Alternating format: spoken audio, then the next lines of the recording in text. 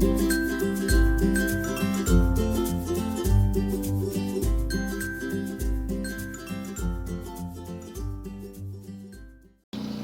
friends, this is the Miss Wolfie from our half-acre homestead, and I'm not going on a rant. I'm not answering questions, sort of. I kind of am, and I'm kind of not. I'm just going to talk today, and I've just been out of bed for a couple hours because I'm having a fibromyalgia flare-up, and it's really, really painful, and I'm learning to know when to push the envelope and when to say, okay, you know what, if I push the envelope, I'm going to do a lot more damage. So I'm getting familiar. And you know what, fibromyalgia is one of those illnesses that until not too long ago, it was considered hypochondria because they couldn't figure out what was causing all this pain. It had to be in their heads. Okay, kind of like Morgellons disease. Morgellons disease, and I looked it up on Wikipedia, and they're saying that Morgellons disease is completely in the person's head, that it's delusional. Whereas I think Morgellons disease, like fibromyalgia, is going to come out of the closet as a real medical illness before long.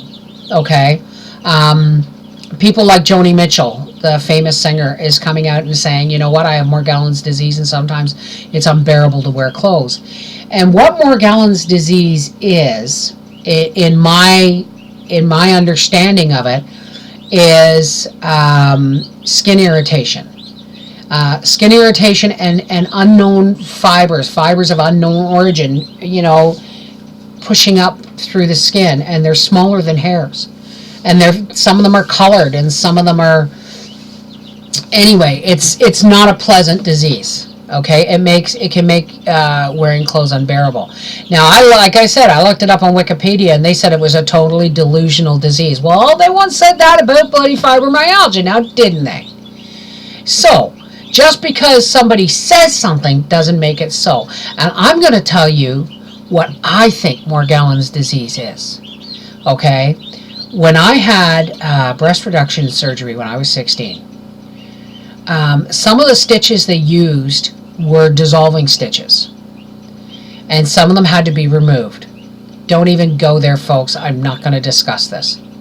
But at one point, for up to 10 or 15 years after the surgery, I would occasionally get a little bump in my chest area, like a little itchy, irritable, almost like a blackhead, but there was no black. It was just a little bump, like a white bump, almost like a tiny pimple. And I would scratch it, and I would realize that there was a little fiber coming out of it. And I would get my tweezers, and I would pull it, and it would be a piece of thread or like a fiber. And my understanding at the time was, you know what? I bet you this is residue of the dissolving stitches that never broke down, and it's now working its way out. That makes absolute perfect common sense to me.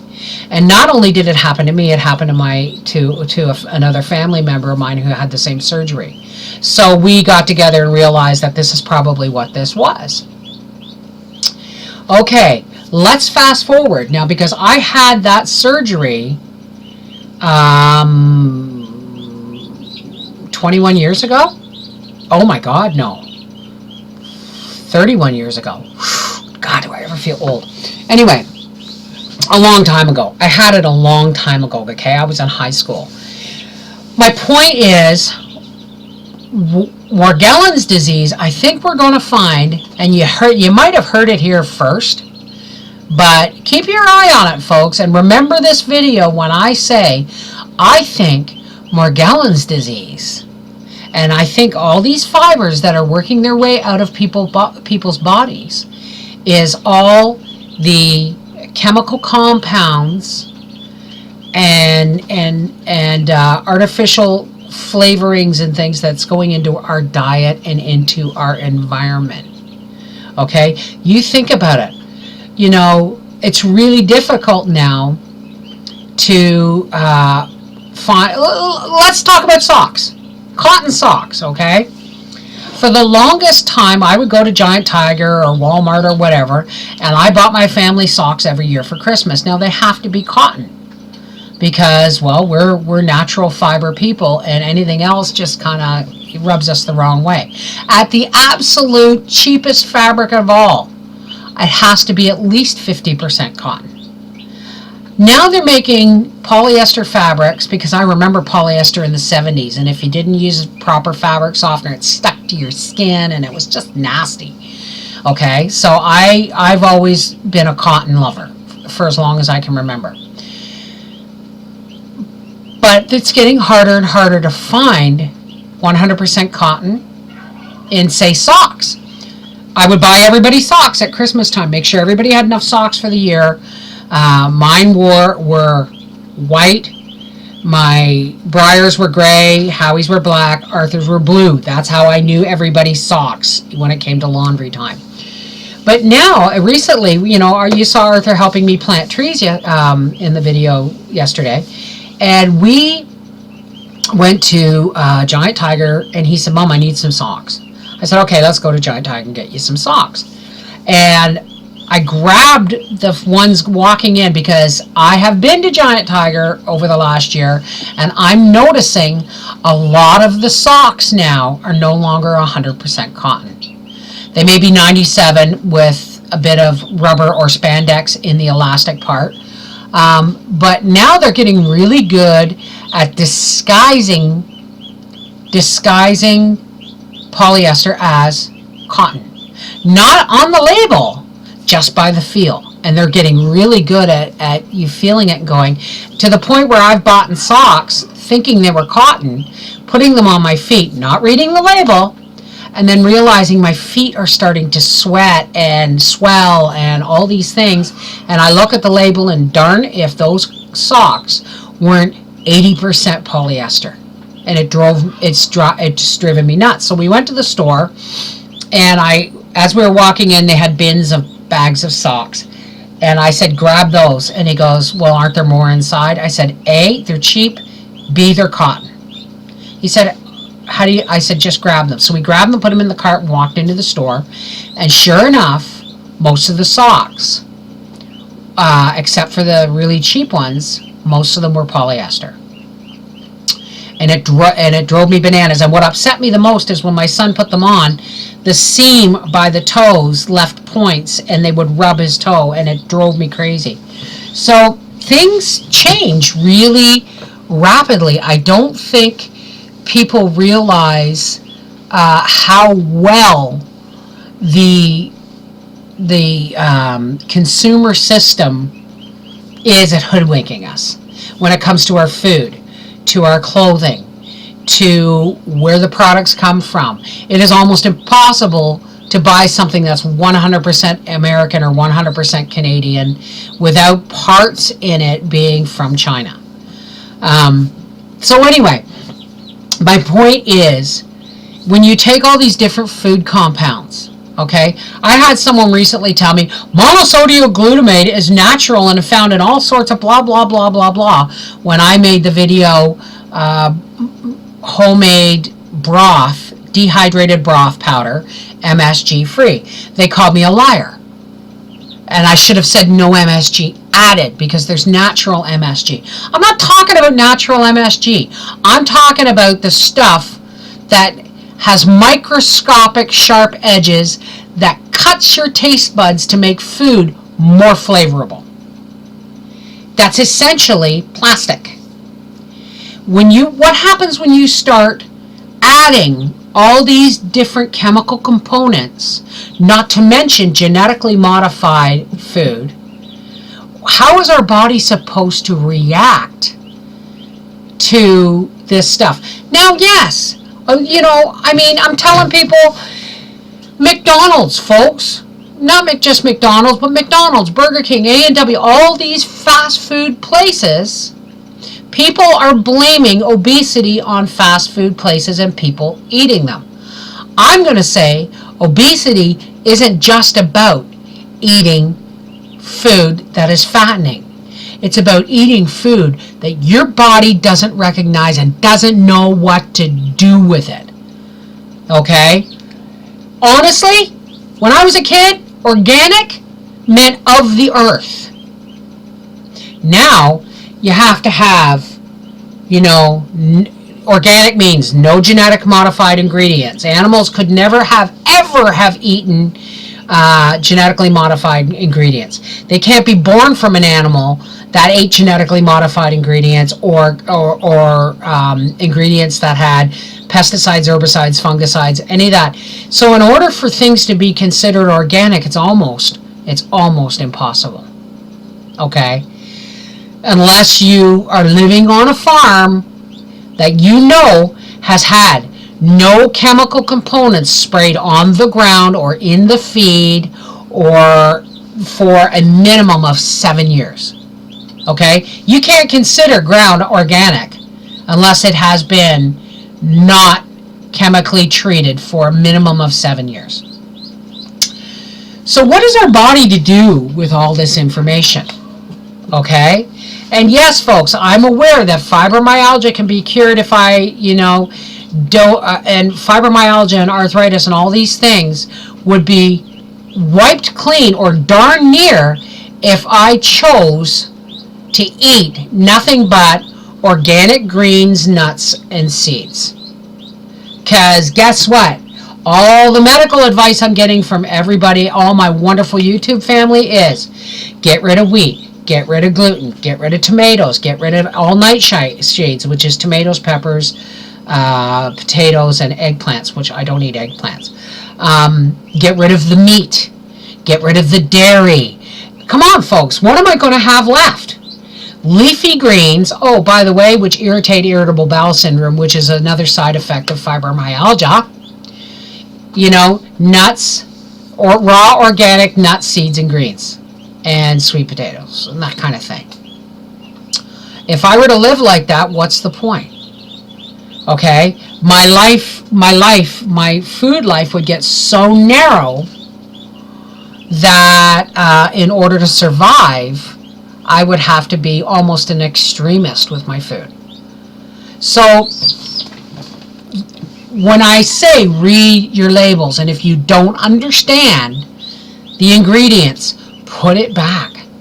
Okay? We can't all go and eat organic. We can't all, some of us can, but we can't all.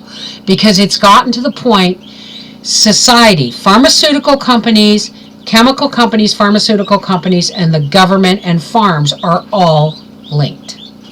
They're all linked. So let's get back to the question of Morgellons disease. What does your body do when it is sent information that has no idea what to do with it? When you add fluorides and brominated vegetable oils and hydrogenated oils that are not natural, all these things that you put in the body that the body really doesn't know what to do with. So, well, okay, let's get rid of it.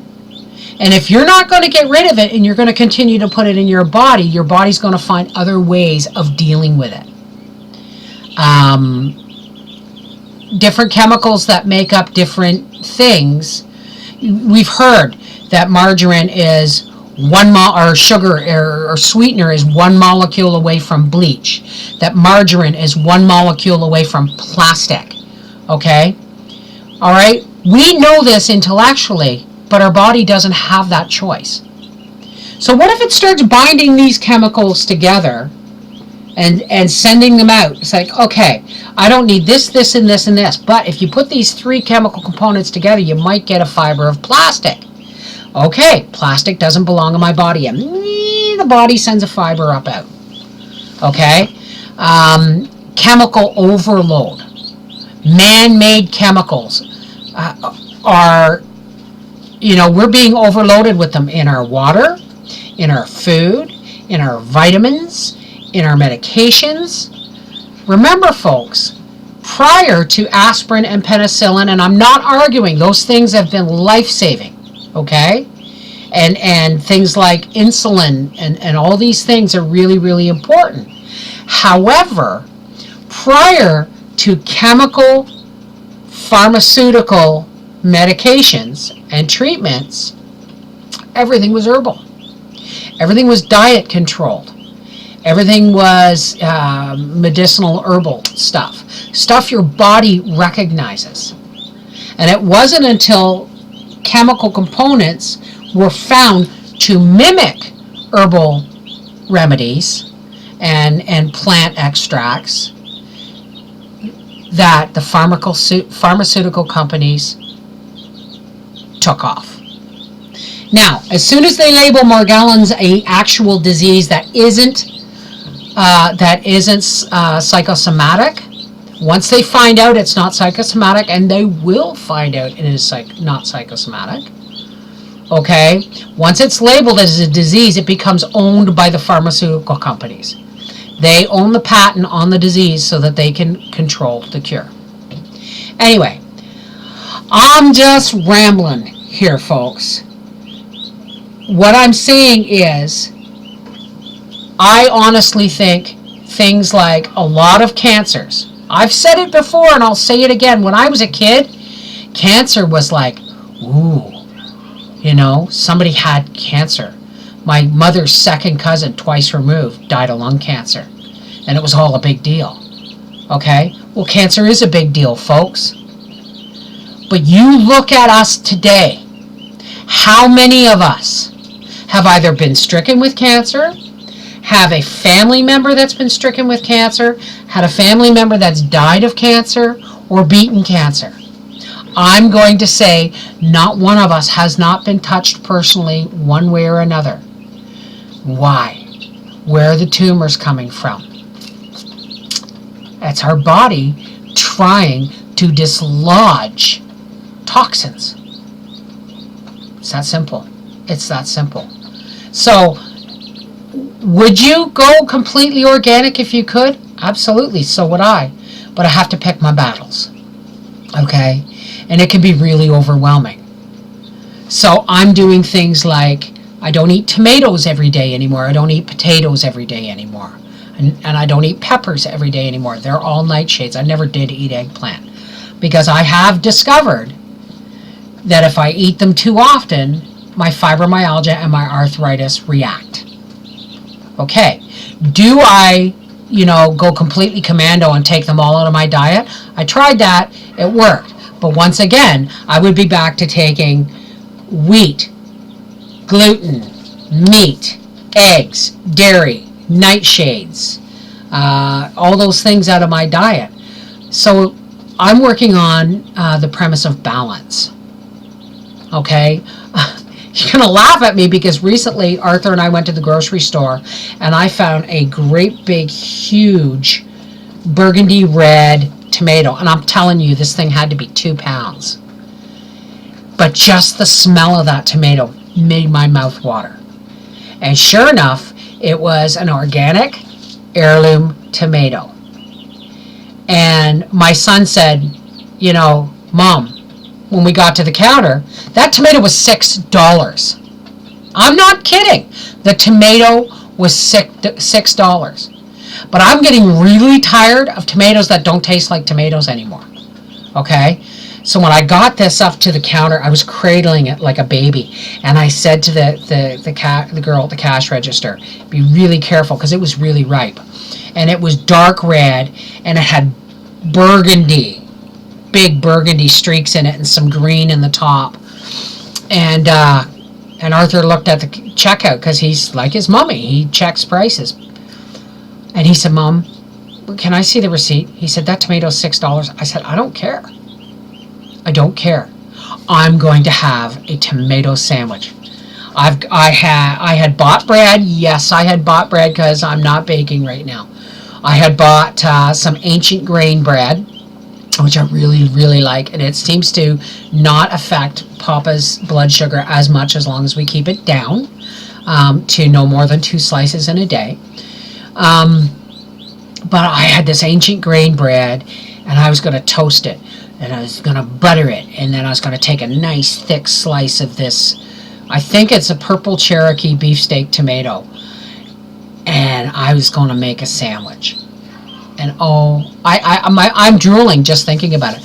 But when we got home, I made supper, and we had venison steaks and salad, and I cut a slab of this tomato, and I put it on my plate, and I cut a slab for my son and my husband, and I cut that in half because this was my tomato.